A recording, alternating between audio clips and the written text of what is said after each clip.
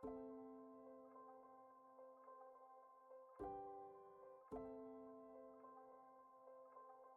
hello and welcome to the webinar, everyone. So my name is Prajot, and like I was introduced a few minutes back, today we will be discussing the electric vehicle trends for 2025. So what we can expect in terms of market growth, and basically looking at the transformation of the overall industry in electric vehicles. We all know that 2025 is a milestone year that has been set up for the electric vehicle market by a lot of OEMs in terms of country targets, government norms. So considering 2025 as one of the milestone years, we would be discussing on some of the trends and what we will focus on, or what we have found out in our internal Frost and Sullivan analysis as part of the report. We can see a lot of OEMs introducing affordable electric vehicles. So if you look at the major 5 transformations or something new that may happen in the industry, is we will see a more number of affordable electric vehicles. When we mean affordable, we are talking about vehicles which would be priced under $30,000, predominantly in the developing markets, in the evolving electric vehicle markets, considering Asia Pacific to be one of the key markets for the affordable EVs. Then we will look at how OEMs, we will discuss on how there has been a revision on electric vehicle strategies, specifically from OEMs, because we all know, looking at the recent political changes, the introduction of different policies, regulations has led to a lot of OEMs to rethink on their electrification strategies and targets, and they need to do some adjustment according to the market conditions. So we will look at that. Then we'll focus on the future battery chemistries, or what are the advancements that we would be seeing in terms of battery developments happening for the existing battery technology, as well as the introduction of alternate chemistries catering to or aligning itself to different markets. So we already know LFP is being considered by widely right now, and it's competing equally with NMC, but we also have other chemistries or other advancements like sodium ion or solid state batteries making its way into the market. Then we look at the Chinese threat, the Chinese OEMs focusing on global markets. So global market expansion has been on the cards for a lot of these leading Chinese OEMs, and we already see it making an impact in a lot of markets. If we talk about specific regions, Europe is likely to have the biggest impact, is what we think. And then we look at new revenue streams that are making its way. So AI unlocking its diverse revenue streams through electric vehicles. So electric vehicle being one of its use case for the new revenue stream. So these are the 5 trending topics that we feel in 2025 would gain the most importance. Now, with me, I have Dr. Jose, and I would like to take his view to start with on the first trend. So probably I would like to clearly ask him, what is his perspective on introduction of the mass market electric vehicles, or mass market affordable electric vehicles? Of course, we know some of the key factors that we have identified is already listed here, but it will be great to understand from your perspective, Dr. Jose, as to how do you look at this perspective? Yeah, glad to be here, Prajot. So obviously, yeah, we're going to have a talk about a lot of different topics, but if we start with the EVs, I think 2024, obviously there was a perception that there was a bit of a slowdown in the market versus what everyone expected. And I think the big takeaway from 2024, I think, is that given the macroeconomic conditions that consumers are experiencing across the world, really across the US, EU, and China, is the one of affordability. This is not an automotive industry specific issue, of course. This is about everything that's happening with inflation post-COVID and what economies are trying to do to get that under control. But what it means is that the purchasing power of consumers is reduced compared to what it was a few years ago. We're still, under industry volumes that we had before the COVID pandemic. So clearly with EVs having a price premium because of the new technology, we still have this affordability gap with current EVs. Having said that, 2025, as you mentioned, is actually a special year in Europe in particular. You have new regulations coming in, which are making CO2 limits for the OEMs harder to meet, and therefore they're going to need EVs to help them meet those CO2 compliance. And to do that, they've got a lot of new vehicles on the market. So if you look at some of the key vehicles that are coming out this year, you've got the Renault 5, an iconic vehicle that's launching as an EV.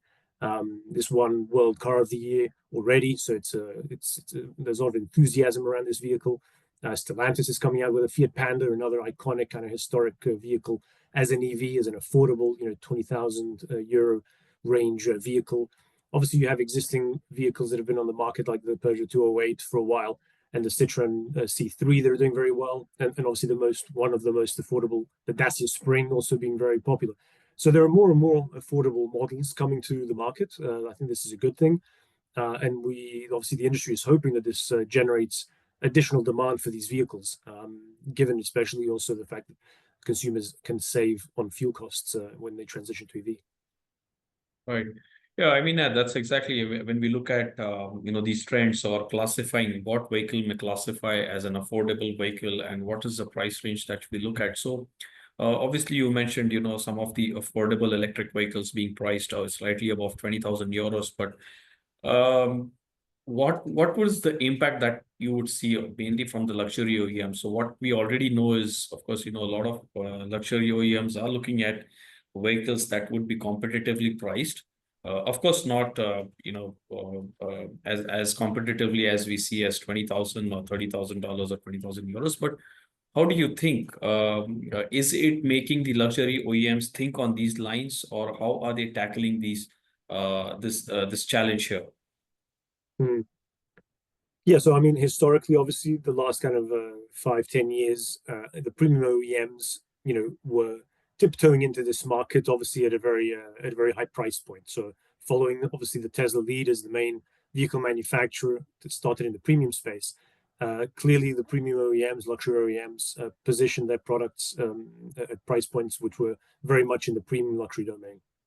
Obviously, I think there's a bit of fatigue in the market now in terms of these very high-priced vehicles, packed with features, a lot of performance, obviously, that comes automatically with the battery electric vehicle because of the electric motor and the maximum torque you get from the get-go. So naturally, those the typical pricing strategy for OEMs is to price on horsepower. So clearly, EVs, in the first 5 years, really were priced, according to that standard. I think now the market's beginning to mature. I think the premium manufacturers are also beginning to put in some lower powered vehicles, single motor, dual motor options, and I think there's there's more of a recognition that the consumer now sees these products as almost equivalent to a combustion engine vehicle in terms of their acceptability.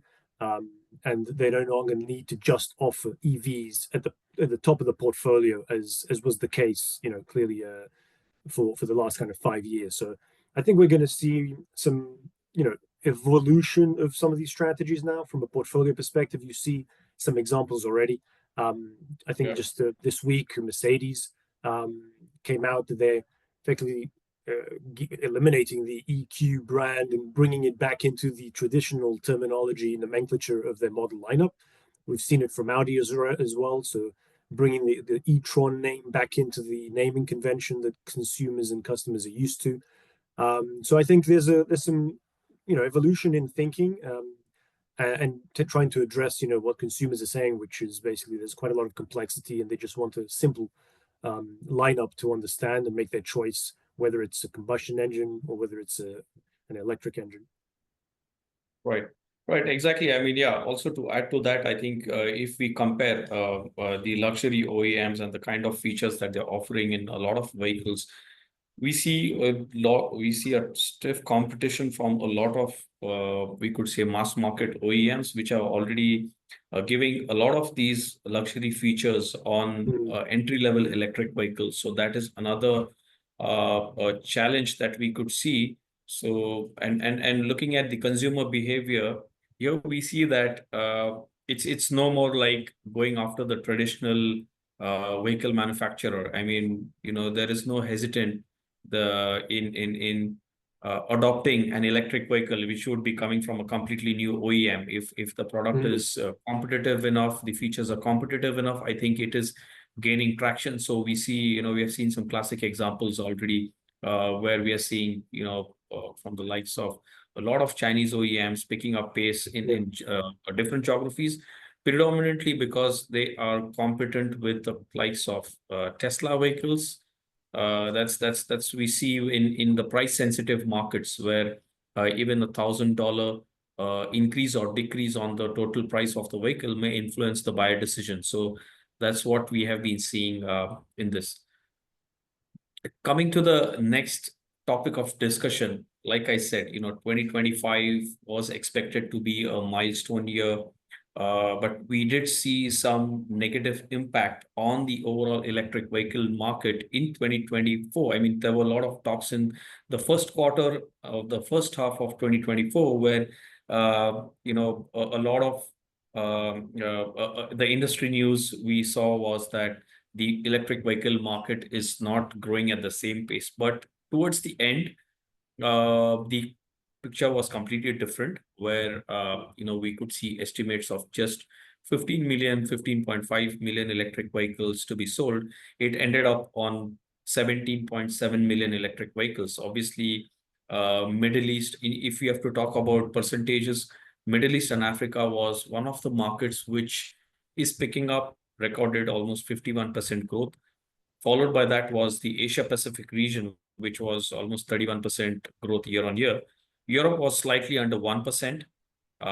So, I mean, we can see now the growth, which was seen, these similar percentages were experienced sometime in the European region.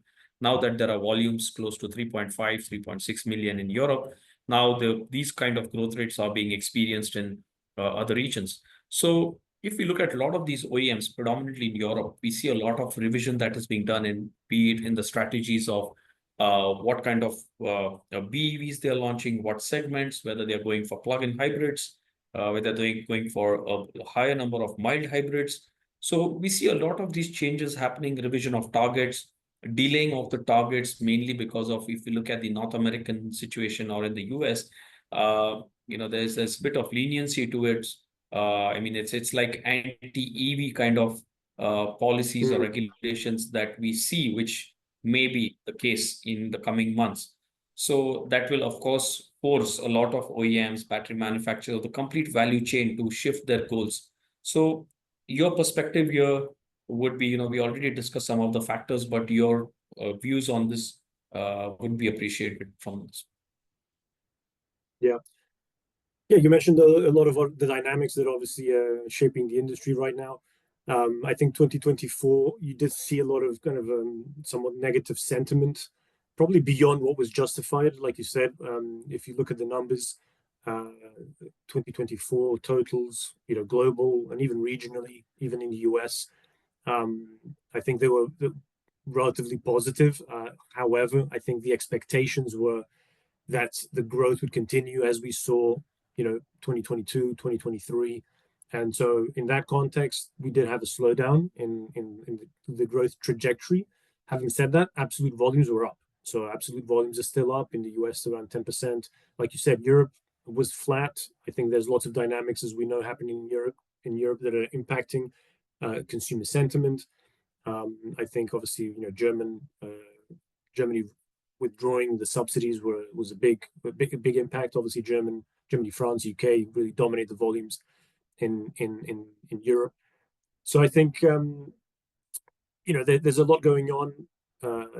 I think there's a recognition that clearly this is a consumer-led market, and therefore, unless the right policies are in place to satisfy some of the consumer anxieties still around, not necessarily range because the technology is improving, but around things like charging. If there's if policymakers are not being consistent with their kind of support of the market, then it doesn't inspire confidence, obviously, with consumers. I think there's also a technical issue around things like financing. A lot of vehicles being financed in Europe these days. People buying vehicles on leases, and there are some residual value issues that are effectively increasing the prices on EVs because of the uncertainty around calculating residual values for EVs, and that's also making them more expensive effectively than they should be. So I think there's a few structural issues that are not helping on the consumer side. but like you said, I think in terms of what OEMs are doing, I don't think they're necessarily scaling back the ambition. The ambition, it goes hand in hand with obviously policy alignment, and obviously with the organic consumer demand. So these three things have to go hand in hand. I think they're making the statements that are obvious from the market data, that the growth rates that are necessary to meet the policy ambitions currently are not there. But we knew this was going to be somewhat of a bumpy transition.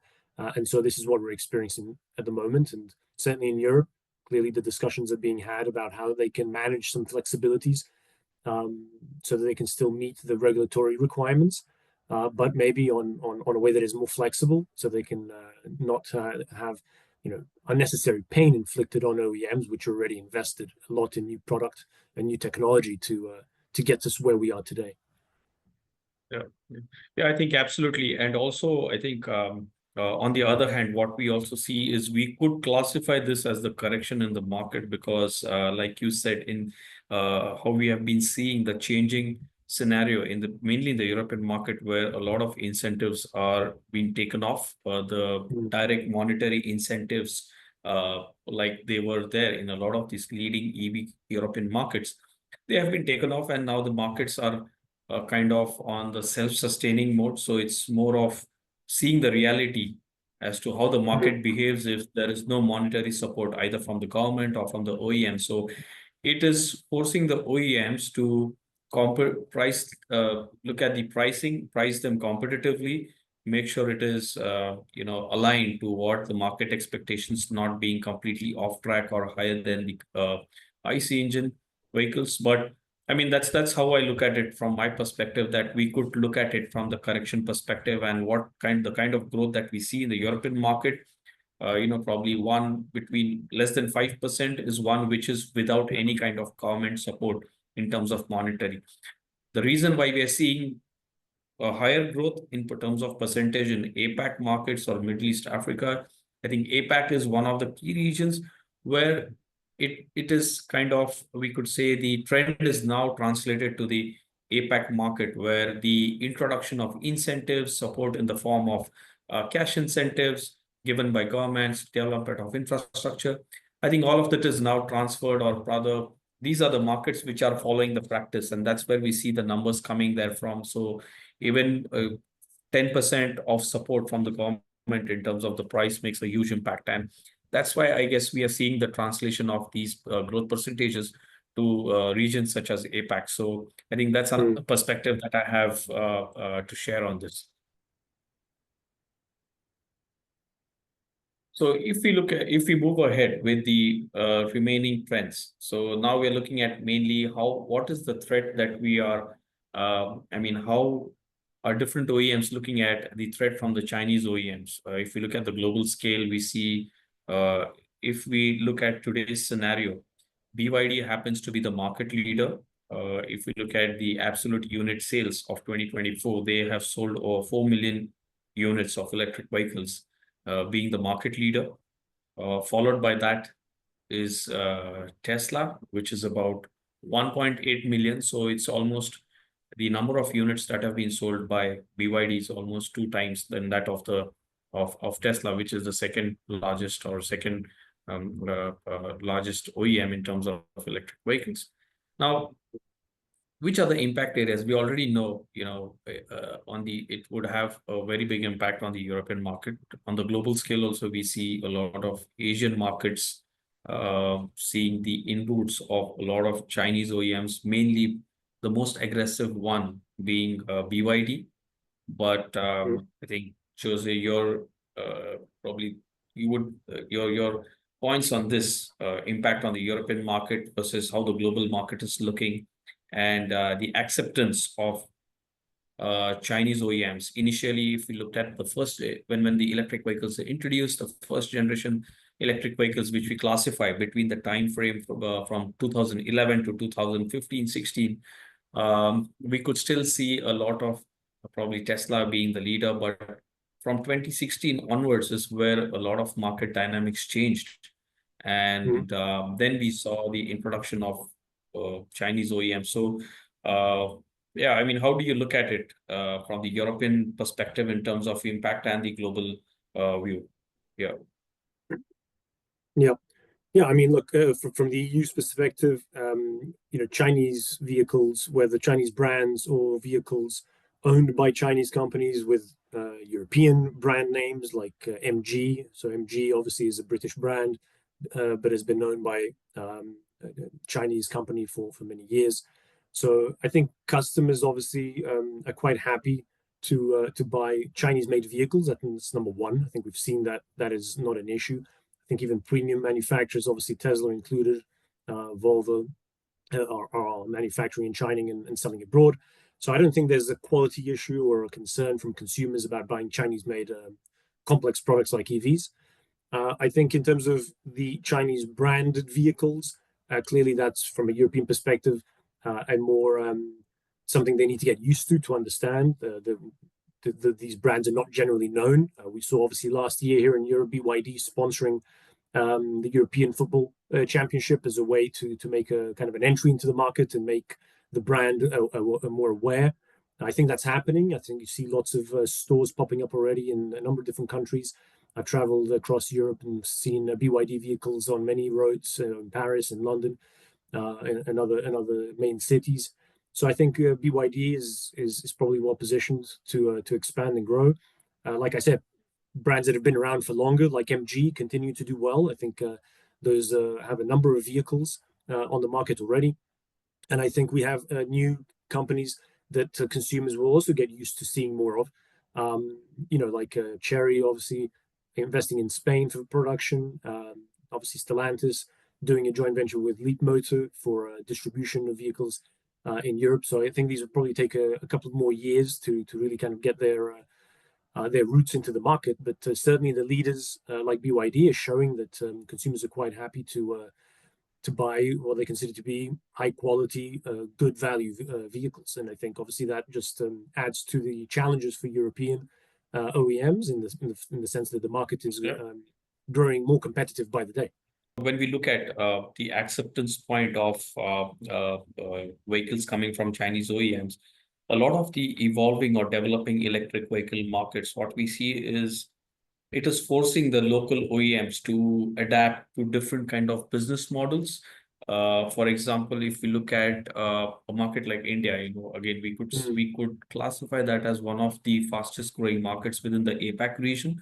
Although there are other countries, but there are new business models which are evolving. For example, battery as a service was something that was introduced by MG Motors very recently. So it kind of gives the flexibility to the buyer, where the acquisition cost of the actual vehicle reduces by almost 30% of the overall cost. So, I mean, that's although if you look at the overall 5 years use case, whether you buy it with the battery or without the battery, it is not much of a difference. But we already see OEMs trying different ways in order to promote electric vehicles when they are offering such unique business models. Along with that, we already see a lot of countries, a lot of OEMs following the footsteps where they're offering free of cost EV charging at their public charging network. So if we look at how the Chinese OEMs are making inroads into different markets and how local OEMs are reacting to that, the impact on that is basically pushing the OEMs to come up with new innovative ways to attract more consumers. Now, something that we also see that is being introduced in a lot of markets is the assured buyback value for domestic OEMs. So until now, there's a lot of uncertainty when it comes to the battery pack, its life. After 10 years, what is going to be the value of the vehicle if we have to upgrade it to another one? So we could see a lot of OEMs introducing this program where they would give you a short buyback value. Maybe it can be X percentage for now. What I understand that what might be a possibility is a EV driver getting 30% value of the vehicle after 6 to 7 years of use. So, so that's something that that we are seeing as of now. We see a lot of OEMs adhering to new strategies, introduction of new business models, and a short buyback is something that assured buyback value is something that is attracting a lot of consumers, where you know exactly what is the value that you are retrieving while you're going for an upgrade or you're reselling the electric vehicle. So that's something that is interesting to see, and that is how we see OEMs reacting to the Chinese competition. Now, moving to the next one, where we look at the possible future battery chemistries and its adoption. Now, we already see a lot of OEMs behaving the way the market is demanding, different kind of battery technologies, different kind of battery chemistries, advancements in the existing technology. So basically looking at the lithium-ion battery tech, a lot of OEMs are right now exploring different avenues. Maybe it could be a mix of LFP, NMC. There could be new chemistries that could be introduced like the sodium ion, or we could look at solid state. And then have we would like to look at what are the potential advantages. Now, Jose, we clearly know, in terms of advancement of the existing technology, NMC LFP battery is something that is taking the lead as of now if we compare it to NMC. But Tesla is one of the OEMs which is doing NCA.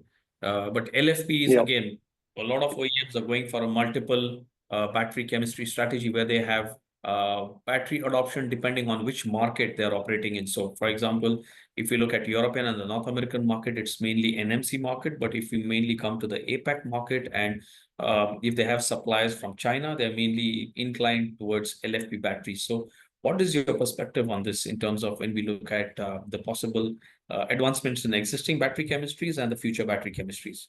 Yeah, like you said, I think a few years ago, if you think back, 10 years ago when Tesla was starting out with the NCA battery, that was seen as the highest performance battery on the market. At the time, the Europeans were looking at other options, and then NMC was obviously the widely seen alternative to NCA. Different versions of this nickel manganese cobalt battery have been developed, obviously reducing the content of cobalt throughout the various iterations, so that now we have nickel rich chemistries which are very energy dense, and cost has come down as well. So the industry is obviously being able to deliver better vehicles, better batteries, at the same time with reducing costs. LFP at the time was seen as a bit of an underperforming battery, mainly for use in the Chinese market for very low cost vehicles, very low range vehicles. But I think the market has seen a lot of innovation on the LFP side as well, and obviously big companies, leading companies like Cattle, have managed to squeeze out a lot of performance out of the LFP chemistry, as well as architectural innovations around the battery design. Things like the BYD blade battery concept, where they can pack a lot of cells together, and increase the volumetric density. That has effectively allowed LFP to become relevant in the market, not just for low cost vehicles, but for standard vehicles. I think obviously Tesla again deciding to use this technology on their entry vehicle, seen as obviously as an innovator and as a somewhat premium brand at the time when this happened a few years ago, opened the door for other OEMs, other manufacturers to consider, the use of this technology. And indeed, now it's rolling out across a number of kind of mid-market vehicles, and it doesn't any longer has this connotation of low performance. So I think, like you said, we're going to see. I think there was a view maybe some time ago that NMC was the only game in town. I think we're going to see lots of different flavors of battery chemistries and technologies to suit the different use cases and different price points. And I think that's the sign of a healthy and maturing market. Also looking at the kind of advancements that are happening, or when OEMs are looking for new chemistries or alternate chemistries, what we clearly see, or in one of our recent analysis, what we came across is the amount of investment that is going towards R&D from the OEM side. So if we look at any kind of investment that is going towards electrification, we have analyzed the past 10 years, starting from 2015 onwards. What is the landscape, or how has the spending been towards R&D, towards battery technology or manufacturing? So 2015 to 2020 was more of at the exploratory phase, but something that took off from 2018 onwards is every OEM investing into research and developments of battery technology. So it's not like the one size fits all kind of a strategy that is adopted. Every OEM has something different, different kind of partnerships depending on what region they're operating in, a multiple supplier strategy. So they have a mix of suppliers from China, from Japan, South Korea. There would be manufacturing plants that are established in Europe to cater to the European manufacturing plants in the US. So we are seeing multiple ways the partnerships are there. So there are joint ventures happening between battery manufacturers and vehicle manufacturers. So it's no more a pure supplier relationship between battery manufacturers and OEMs, but it's more like at a partnership level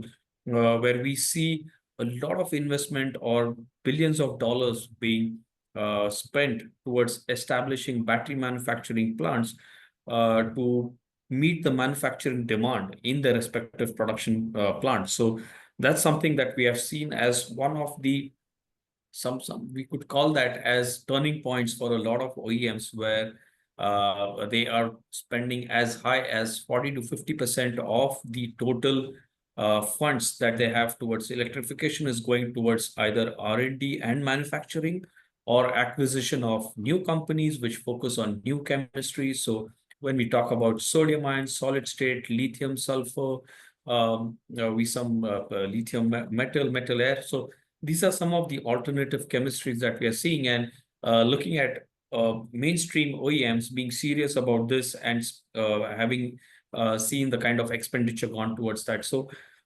obviously we see a lot of advantages coming from here. So they Yeah. not only look at in-house supplying or meeting the in-house demand, but also looking at new avenues, new partnerships across different regions. So I think that would be the key takeaway here. What we could say, the possible future battery chemistries and its adoption, it's mainly coming from the drive that it's driven by OEMs, where a lot of budget is being allocated towards not only upgrading the existing technology, but they're also looking at new chemistries, mainly because of the different kind of advantages that it would have in terms of efficiency or pricing.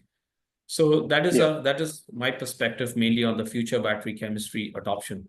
Now, let's look at the new one. When we look at the new revenue streams via electric vehicles. So when we look at this, what is your perspective on the new revenue streams on electric vehicles? What are the new revenue streams that we could look at when we talk about whether it's going to be possible in reality? What is the probability of success of this? And what is the implementation of new business models that it will Well, you be alluded to some already in terms of the battery as a service aspects. This was something that has been tested in some segments more than others. Obviously, on the premium side, NIO has tried this in China, has tried this in Europe as well, with varying degrees of success. I think in Europe, the customer still feels like they want to own the vehicle and the battery when they buy it and they purchase it. But yeah, the leasing of the battery is, I think, a concept that will probably come back. I think it might make an appearance on the fleet side, potentially on the B2B side, where commercial vehicles, where it's more of a functional requirement to just get vehicles on the road again, and the absolute performance of the battery in terms of ownership is not as important as the total cost of ownership of the vehicle and of the fleet. So I think there is probably going to be a role still for those kinds of business models. I think on the consumer side, it's probably a wait and see. I think you can comment from what you've seen in Asia. Clearly, there's been success on the two-wheeler market, right, with scooters having these drop and go replaceable batteries, which I think have been quite successful. In terms of obviously other revenue streams coming from EVs, I think in order to make EVs attractive as an alternative proposition to the standard combustion engine vehicle, and to place it above, to counter some of the cost challenges and place it above a standard combustion engine vehicle on the portfolio. Clearly, OEMs, like you said earlier, threw a lot of features, a lot of additional content into the vehicles that might not have been there on combustion engine vehicles. They were also able to add new features because of effectively different types of platforms that EVs sit on, and the electrical configurations, the electrical architectures that these vehicles are developed on. enabled a lot of new technology, connectivity, over-the-air updates, the things that Tesla was doing already and that showed the industry how to do. These things were coming to EVs first. So clearly on that basis, there's opportunities for new revenue streams, whether it's from features on demand, from just adding new services into the vehicle and into the customer journey. I think these are now trickling into standard vehicles as well, but clearly they started off and were experimented with on EVs first. And I think that experiment continues, obviously, to see what works, what doesn't. And we've done a few actually voice of the customer studies, in the recent past, testing some of these aspects, right, around what customers are willing to pay on ADAS features, what they're willing to pay on other software-defined vehicle features. And obviously, there's a lot of difference that's coming out of that in terms of regional variation, right? What customers like in China is not the same as what they like in Europe or what they like in the US. Yeah. And even within Europe, country to country, there's quite a lot of variety and variance in terms of what consumers prioritize. So I think it's important for OEMs, like you said before, there isn't a one size fits all. There's a lot of opportunity to innovate and experiment, but ultimately each OEM needs to tailor their proposition to align with the wider value proposition and brand proposition. Also, I think we discussed this before as well. In terms of when we look at what's the reality of new revenue streams, you briefly touched upon, what would be the potential avenues for new revenue streams. What we see is now a lot of first generation electric vehicles, for example, the Nissan Leafs and the Chevrolet Volts that were sold in the initial years 2011-12 onwards. They have a lot of vehicles have gone out of warranty. When we talk about 10 years of warranty that is being provided on the batteries. But if you look at the real life, we still see a lot of these vehicles still operating on road. The batteries are still in life. But what we see now is probably 16 to 17 years is what we could see the total life of the battery. After 10 years of life and being, working along with the OEM or the dealership, then when it gets out of the warranty, it gives new ways to get back to. We see a lot of battery repair shops coming up, a lot of battery testing, diagnostics going on, be it battery repair, refurbish, and all of this is happening. So, a lot of OEMs also in the beginning, they did not have a provision for an upgrade of the battery pack. For example, Nissan Leaf is one of the examples where initially they introduced a 25 kilowatt hour battery pack in their first generation electric vehicles. The next generation electric vehicle had a bigger battery pack, but the company does not allow you to upgrade in your previous generation electric vehicle. It does not allow you to upgrade to a 35 kilowatt hour. So that's something that a lot of drivers are doing aftermarket with the help of, like I said, there are a lot of these battery repair shops that are coming up, and they have huge queues and waiting in order to increase the life of the vehicle. So I think we could see some of these revenue streams making its way to the market in the coming years. Prominently, the trend is right now picked up in the American market. We have a study again which we recently worked on, and these were the findings which were there. But yeah, I mean, and yeah, this is my perspective on the overall new revenue streams that are coming via electric vehicles.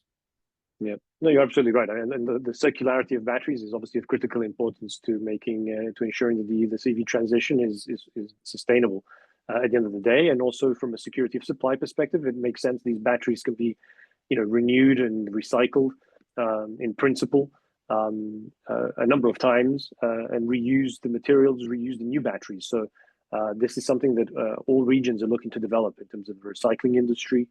And obviously the manufacturing industry for precursors and cathode materials. Yeah, definitely. So now, as we come towards the last bit of the think tank, so having studied the ongoing trends, now the 5 trends that we captured, but when we look at what is the impact of these trends and what are the top 10 predictions that we make as a company, as Frost & Sullivan in our upcoming reports. If we look at the overall market, this year it finished in 2024, it finished at 17.7 million. We could expect 2025 again to finish at between 20 to 21 million electric vehicles is what we could expect to be sold globally. The installations in terms of infrastructure, we could see more than 6 million connectors that would be installed globally, probably one connector serving 12 electric vehicles. If you look at the EV penetration in the passenger car or the light duty vehicle segment, it is likely to reach about 23%. In terms of charging infrastructure, 55% of the market of the connectors would be between 6 to 11 kilowatt of power band. BYD will retain its leadership. We could see a slight slowdown in terms of its sales because, but we are expecting around 4.5 million unit sales. ChargePoint will continue to be the market leader in terms of infrastructure, but we could see a slight decline again because for ChargePoint, the American market being the prime market and the kind of announcements or the pushback in the incentives that is being provided towards the development of infrastructure will directly impact companies like ChargePoint. In terms of battery supply to these 20 to 21 million electric vehicles, we could see almost 1.2 gigawatt hours of battery being supplied in the next 12 months. The location connector ratio, if you look at the station versus connector, we could have one location hosting about on an average of 5 connectors. In terms of emerging markets, one of some of the highest growing markets in APAC region, it's coming from APAC. So South Korea, Japan, Australia would be on the forefront, where we have seen some significant numbers in the APAC region after China. And then the connector to EV ratio, so one connector would serve around 12 electric vehicles, is something that we have found out in our recent analysis. So these are the top 10 predictions that we could say for 2025. And considering the time, I would now stop the presentation and address any questions that we may have. So the first question that we have is, how do you see the progress towards global and local standardization of EV chargers? And what steps should governments take to accelerate this process for smoother EV adoption? So if we consider the challenge on standardization of EV chargers, we've already seen CCS is something, the combined charging system is something that is being adopted by majority of the OEMs. But what we see as standard per se, we may not classify that it would be the most preferred one. Because again, we see China going for the GBT, we have Japan, which is having the SHADEM of DC charging. But we see everyone shifting towards the combined charging system, the CCS1 and CCS2. So predominantly the Asian markets would be towards CCS2 kind of a charging methodology. But we could see majority of the OEMs shifting towards the CCS. So it's already happening. Most of the OEMs which are introducing their electric vehicles are now coming with a CCS standard on them. The second question that we have is, so we have a good point mentioned on the life of batteries and the repair refurbish. We may see a shift in EV repair and after sales sector. With EVs having fewer moving parts and different components, how do you see the EV aftermarket evolving and what impact will this have? Yes, definitely. So we see a lot of evolution happening in terms of aftermarket for electric vehicles. And like I said, the actual end of life of the electric vehicles is something that we are seeing as of now when they're near 15 to 16 years of usage. If we start right from 2011 onwards, these are some, we will definitely see a surge. Like I mentioned, there are a lot of companies coming up which are focusing on repair, refurbish, recycling of electric vehicle batteries. We're looking at a lot of companies, a lot of repair shops or electric vehicle companies coming up, which would serve the vehicle after it goes out of warranty from the OEM. So that's another trend, and we see a huge market. Again, we have a study that is due to be published, which focuses on aftermarket, on electric vehicle aftermarket. So that is something that you would see. So if you would be interested, if you're interested in that study, probably you could connect with us offline, and we could give you more details on that specific study. The next question that we have is, how can fuel cell powered vehicles affect EV markets and OEMs? So if we look at the fuel cell market and how it has evolved, so of course, it has not made any impact in the last 10 years. We see mainly fuel cells being pushed by Japanese OEMs, so Korean OEMs, but we don't see any of the mainstream European or North American OEMs looking at this technology. The main challenge being here is, of course, the acceptance in the market and the kind of infrastructure availability. So these are the two key challenges which are being faced by the fuel cell market. If you look at pure numbers, it has not gone beyond, I mean, it's almost negligible. Hardly 3 to 4,000 units Few that are thousand, being yeah. sold. So I think, yeah, Jose, if you have your perspective, maybe you can also talk about it a bit. Yeah, no, likewise. I mean, I think the challenge with hydrogen is manifold, right? It's not just the powertrain challenges from a technology perspective, although that, you know, Toyota's obviously been pushing that. BMW also has a demonstration vehicle and is expected to launch an X5 in the next few years to again show that they are supporting all powertrain technologies and being, you know, somewhat technology neutral in that respect. But the challenges, like I said, with hydrogen are not just based on the actual engineering of the vehicle or the powertrain. There's clearly a wider ecosystem, right, supply chain issue around hydrogen, which is beyond the control of OEMs. So it's clearly there are many obstacles still there from a production perspective, from the cost of production of hydrogen, from a distribution, from a retail perspective of these setting up these charging stations, these refueling stations, I should say, for hydrogen. So there's so many challenges that really EVs have just moved ahead too far to be for hydrogen to be really in any competition, unless a number of these factors changes drastically, right, in terms of the cost of production and the reliability, etc. So with this, I would like to hand over to Julia. Maybe we are towards the end of the webinar. If you have any additional questions, you can reach out to me or Joseph for any further additional questions that we may have towards the topic of discussion today. Thank you.